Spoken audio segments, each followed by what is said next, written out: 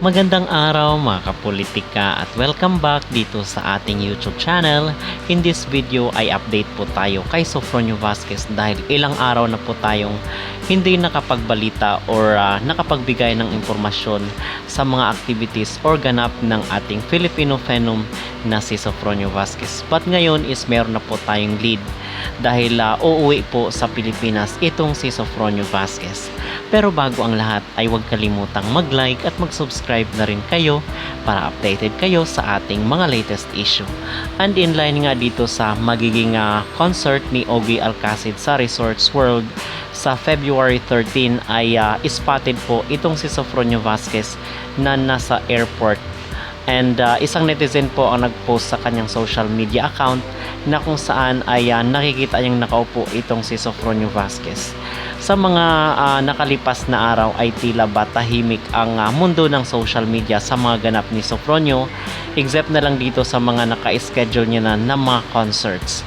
So today, February 11 is meron po tayong nasagap na impormasyon na itong si Sofronio Vazquez ay spotted dito sa airport na kung saan ay papalipad na po siya pabalik sa Pilipinas para umattend or maging special guest ni Ogie Alcacid dito sa kanyang upcoming concert sa February 13. So dito ay kita sa isang post ng isang netizen sa social media na naka-stolen shot itong si Sofronio Vazquez dahil nahiya po daw siya nalapitan itong Filipino phenom na si Sofronio Vazquez.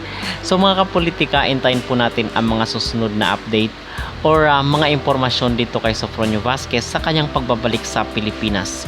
So today po yan na post, February 13. So baka sa mga susunod na oras or araw ay andito na muli itong si Sofronio at balita po natin na baka mag-appear rin po siya dito sa It's Showtime. So sana ay maraming mga activities itong si Sofronio dito sa ating bansa bago siya bumalik dito sa Amerika para sa kanyang mga upcoming concerts.